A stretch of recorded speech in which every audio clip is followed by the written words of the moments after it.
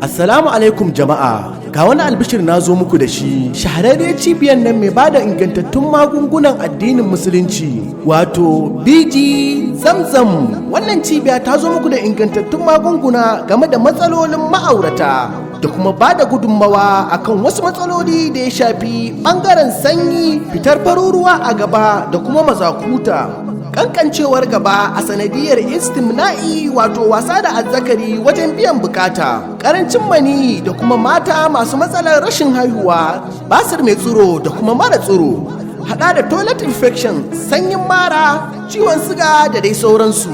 Wannan cibiya tamu tana na unguwar Lawan Bukar Junction da ke garin Maiduguri, Borno State.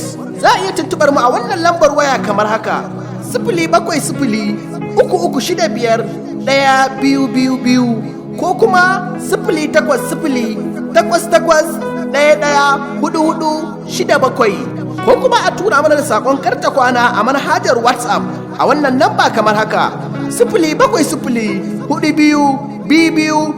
070-42-22-4251. Wannan cibiya tamu tana tura magungunanta a kowane sassa na duniya.